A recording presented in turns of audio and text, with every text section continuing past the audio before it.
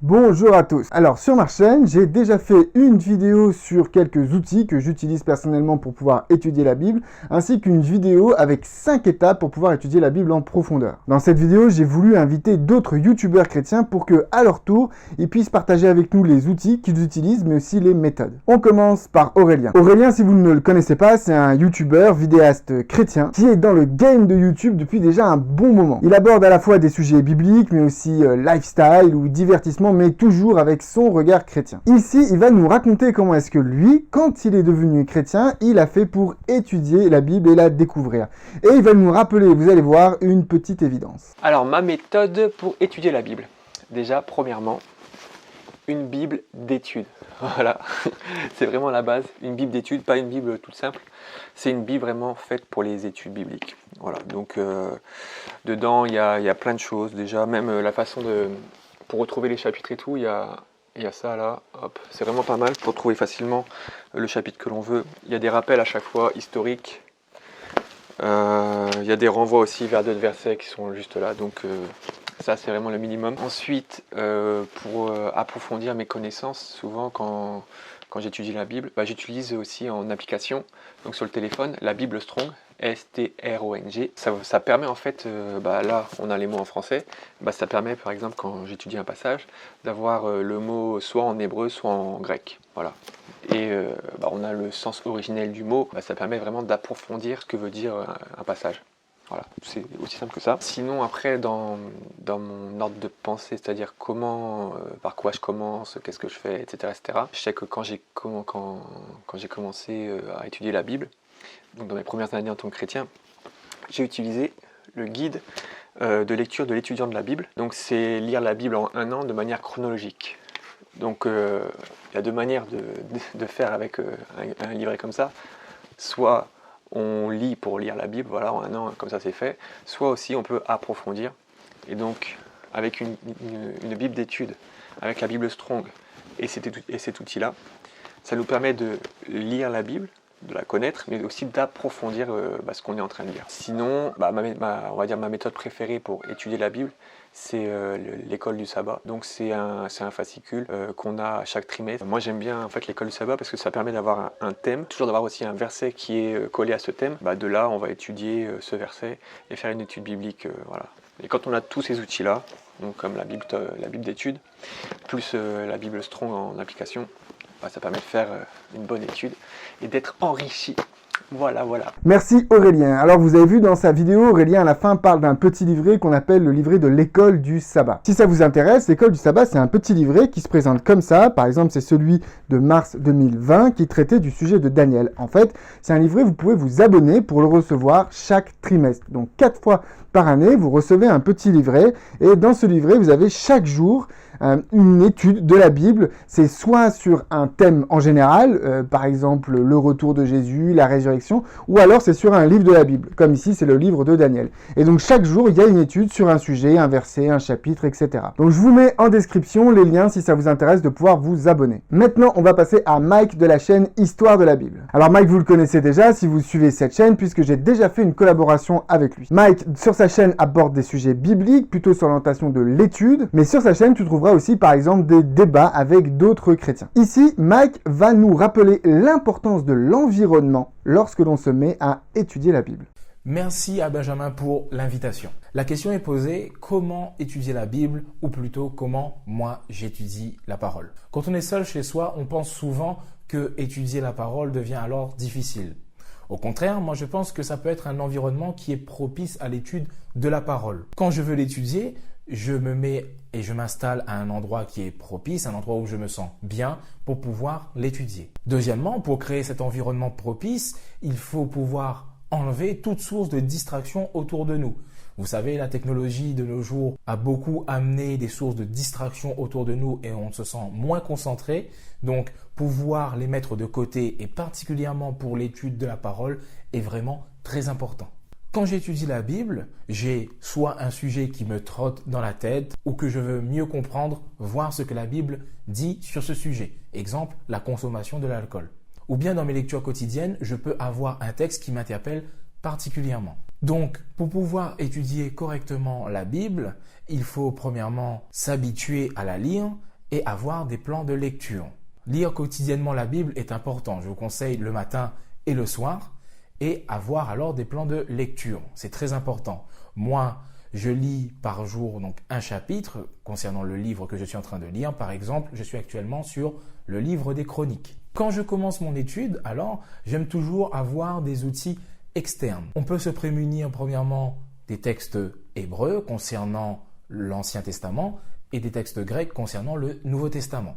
Je ne suis pas du tout expert sur ces langues, mais avoir des dictionnaires est alors très utile et très accessible pour pouvoir comprendre différentes traductions et différents mots et sens de ces mots. Pour ne rien dépenser, je vous conseille l'application sur portable Bible Strong. Sur cette application, vous pouvez retrouver différentes versions de la Bible qui pourront premièrement vous aider à avoir une idée générale sur ce que peut avoir l'interprétation de tel ou tel texte et pouvoir, si possible, corroborer ces différentes traductions pour avoir un sens précis. Et deuxièmement, vous pouvez aussi retrouver sur cette application la version interlinéaire de la Bible, c'est-à-dire chaque mot grec ou hébreu avec leur traduction, plus le sens réel du mot et l'occurrence, c'est-à-dire le nombre de fois que l'on retrouve le mot ou la notion dans la Bible. Cela m'est très utile d'avoir cet instrument pour pouvoir retrouver facilement toutes les occurrences et tous les textes où on pourrait parler du même mot ou de la même notion que je suis en train d'étudier. Il est aussi toujours important pour moi de rechercher sur Internet les différentes interprétations qu'il peut y avoir sur la notion ou sur le sujet que j'étudie. Il ne faut pas rester fermé uniquement sur l'interprétation de sa dénomination ou de sa croyance pour pouvoir avoir l'esprit plus ouvert. Bien sûr, il faut après avoir fait ce travail, éprouver les différentes interprétations pour voir si elles s'avèrent être vraies. Donc faire comme ce qu'on appelle les Béréens dans la Bible faisaient, c'est-à-dire qu'ils scrutaient chaque jour les Écritures pour voir si ce qu'on leur disait était vrai. Pour terminer, un point essentiel pour pouvoir étudier la parole est la prière.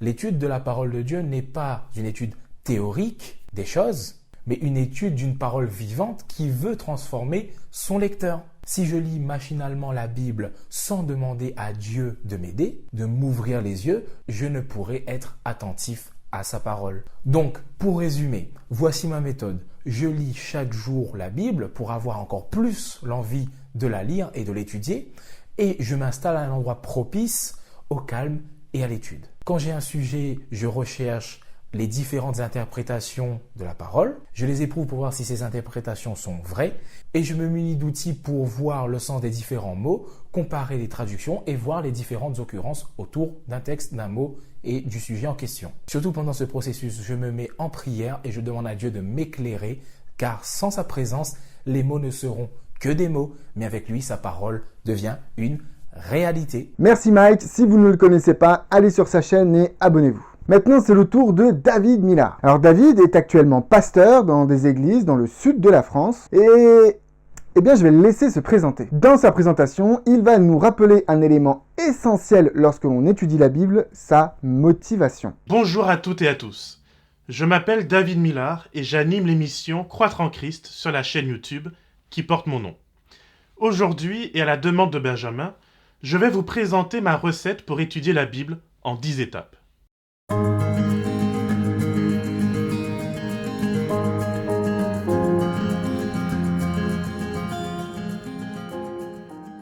Voilà, accroche ta ceinture, c'est parti. Première étape, avant toute étude, vérifie tes motivations. Est-ce que tu veux étudier en vue de donner une étude biblique à quelqu'un d'autre ou bien est-ce pour toi-même? Si c'est pour un autre, qu'as-tu envie de lui montrer? Que recherches-tu? Est-ce à le convaincre que tu as raison ou bien souhaites-tu lui faire découvrir Jésus? Souhaites-tu entrer dans un duel théologique ou souhaites-tu croître dans ta connaissance biblique? Il est tout à fait légitime de vouloir prouver un point, par exemple si tu fais de l'apologétique. Mais fais attention d'accompagner tes propos de grâce et de sel. Deuxième étape, accepte de remettre en question tes axiomes et tes valeurs. T'es-tu déjà demandé pourquoi les Thaïlandais acceptent de ramper jusqu'à leur roi? Pourquoi nous acceptons de voter tous les 5 ans? Pourquoi considérons-nous normal de traiter les autres comme nos égaux? Pourquoi Dieu est-il bon? Commencer une étude biblique en voulant prouver ses propres idées est le meilleur moyen de ne plus étudier la Bible du tout. Ne te fais pas une image taillée de Dieu dans ta tête, mais laisse assez de place à Dieu pour qu'il te fasse découvrir qui il est vraiment. Troisièmement, confronte-toi au moins une fois par mois à un discours contraire à tes croyances. Lis, regarde une vidéo, écoute un podcast. Essaye de comprendre comment et pourquoi ce qui est dit fait sens pour la personne qui le dit et comment tu peux entrer en dialogue avec cette personne. Cela t'aidera à sortir de ta bulle et à éviter que ton étude biblique ne soit que la confirmation de tes croyances. Quatrième étape. Ne t'enferme pas dans une traduction, c'est-à-dire dans la pensée d'un autre. Toute traduction est teintée par les croyances de celui ou celle qui traduit. Garde au maximum une ouverture d'esprit. Lire la Bible en plusieurs versions est un bon moyen d'y parvenir. Cinquième étape. Établis la structure du texte, c'est-à-dire où il commence et où il s'arrête. Note les répétitions, le contexte, l'histoire du passage étudié. À la fin, fais un premier bilan de ce que tu as compris. Sixième étape. Va sur un site proposant les nombres strong afin de fouiller le vocabulaire du texte étudié. Tu ne parles peut-être pas le grec et l'hébreu, mais ce n'est pas pour autant que tu dois te priver de la beauté du texte. Septième étape. Consulte quelques commentaires. Tu en trouveras des gratuits sur Internet. Sinon, va dans ta librairie biblique la plus proche et fais-toi conseiller sur un bon commentaire. Ils sont généralement écrits par des experts qui t'aideront à mieux discerner le passage. Huitième étape. Va sur YouTube et écoute des messages sur le texte biblique. Le texte biblique est fait pour l'oralité et les prédicateurs vont t'aider à donner de l'émotion, du pathos à la compréhension du texte. Neuvième et avant-dernière étape, prie. Je ne parle pas des 10 minutes que l'on peut passer à s'écouter parler, mais d'une véritable mise à disposition de son cœur et de son âme à l'Esprit de Dieu. Écoute Dieu, questionne-le, demande-lui de te donner à vivre un témoignage ou une révélation que tu pourras ajouter à ton étude ou à ta prédication. Dixième et dernière étape, rédige une synthèse de ce que tu as appris sur le texte, sur toi, sur les autres. L'étude biblique n'est pas qu'un savoir abstrait, mais une aventure qui nous fait grandir et découvrir l'incroyable amour de Dieu pour chacun d'entre nous. À toi maintenant de te lancer dans cette belle aventure. Que le Seigneur te garde et te bénisse, et qu'il fasse de toi une source de bénédiction pour l'éternité. Merci David, encore une fois, abonnez-vous à sa chaîne si vous ne la connaissiez pas encore. Enfin, on va terminer avec Élise qui représente la chaîne de la Fédération du Nord de la France des Églises Adventistes. Alors Élise, j'ai une petite mention spéciale parce que j'ai fait mes études de théologie avec elle. Aujourd'hui, elle est très active en tant que pasteur d'une part, mais aussi en tant que responsable pour la diffusion de l'Évangile, notamment via les livres, mais aussi toutes sortes de médias. Et elle est notamment active avec la Fédération du Nord de la France des Églises Adventistes pour présenter divers programmes sur leur chaîne YouTube, mais aussi leur compte Instagram. Je vous invite à aller voir ces vidéos qui sont faites de méditation, d'études de la Bible, mais aussi de témoignages qui sont très poignants. Merci Benjamin, c'est vraiment un plaisir de pouvoir être là sur Théologie pour partager avec vous tous ma façon d'étudier la Bible. Alors pour commencer, je dois dire, je ne le fais pas toujours de la même façon. Il y a plein de moments où j'ai juste envie d'être posée, tranquille, en mode cocooning à la maison et de lire ma Bible. La lire juste pour me faire du bien, pour découvrir de nouveaux passages, pour en profiter. Et tu sais quoi, dans ces moments-là, la vie est belle.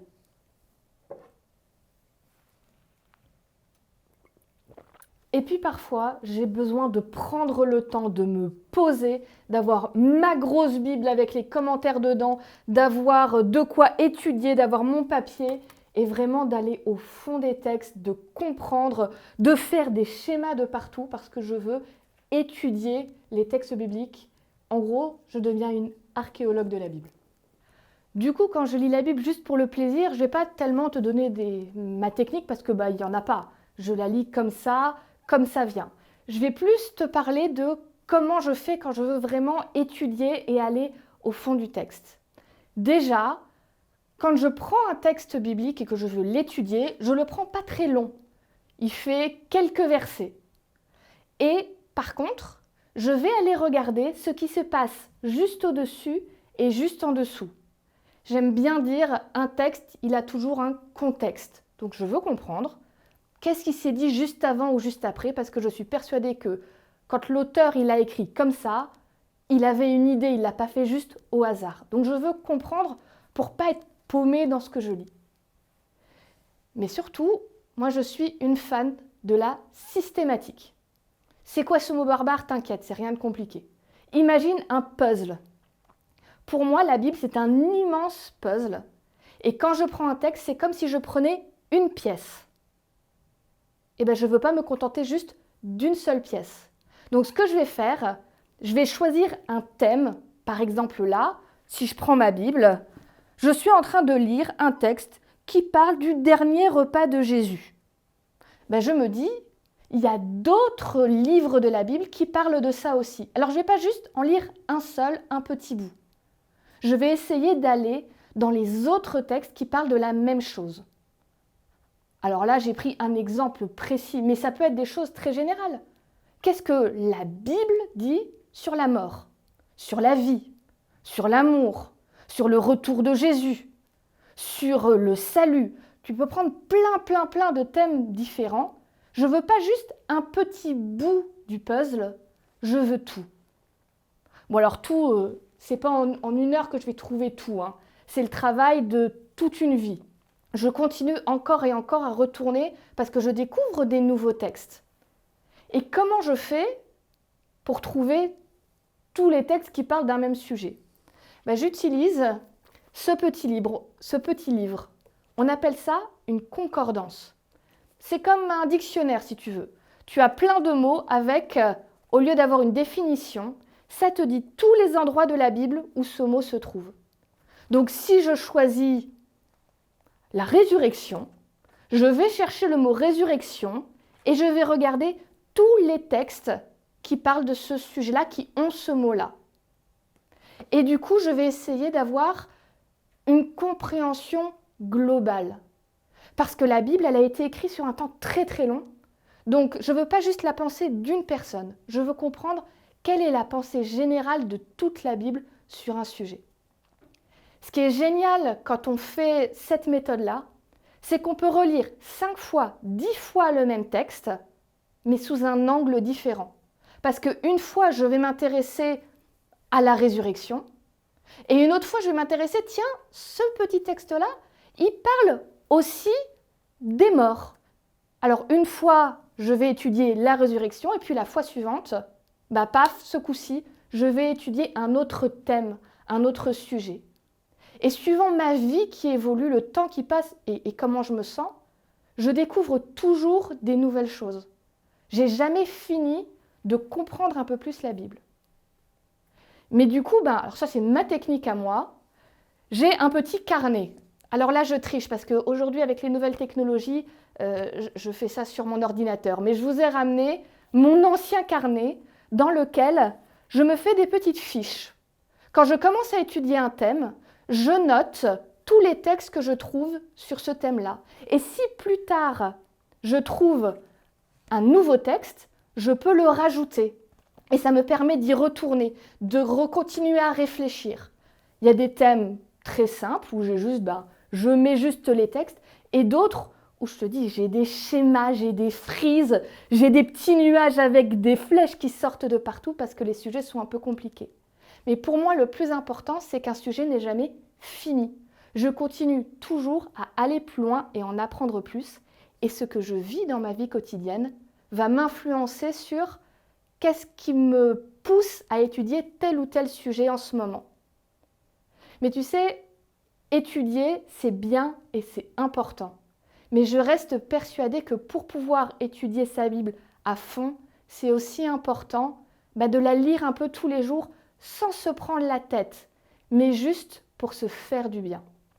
Voilà, je fais un grand merci à Aurélien, Mike, David et aussi Élise pour leur participation à cette chaîne et d'avoir accepté de collaborer. En description, vous trouvez bien sûr tous les liens pour pouvoir aller découvrir les chaînes de chacune de ces personnes et je vous invite vivement à vous abonner, regarder leurs vidéos et les soutenir. Comme le disaient Mike et David dans leur présentation, il est important d'aller voir ailleurs, d'aller écouter d'autres personnes qui proposent des réponses, des présentations sur un même sujet. De mon côté, je vous remercie d'avoir regardé cette vidéo YouTube. Vous connaissez la chanson, un pouce bleu pour le soutien. Pensez bien à vous abonner pour la suite des autres vidéos.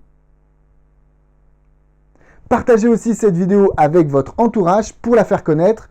Vous le savez, c'est ce qui va permettre à l'algorithme de YouTube de recommander mes vidéos le plus possible afin que la chaîne soit connue. Vous le savez aussi, vous pouvez désormais me soutenir financièrement avec le Tipeee qui apparaîtra à la fin de la vidéo ou alors encore une fois en lien de description. Il y a aussi mes coordonnées bancaires pour ceux qui veulent faire un virement directement. Merci déjà à toutes les personnes qui m'aident. J'ai déjà reçu beaucoup de dons et je vous remercie infiniment. Ça me touche beaucoup et ça fait beaucoup de bien à la chaîne. En commentaire, je vous invite à me dire si ça vous plaît, ce format de collaboration avec d'autres youtubeurs. Et tant qu'on y est, je vous propose de me recommander des youtubeurs avec lesquels vous aimeriez que je fasse une collaboration et sur quel thème par exemple. Soyez bénis les amis, à la prochaine.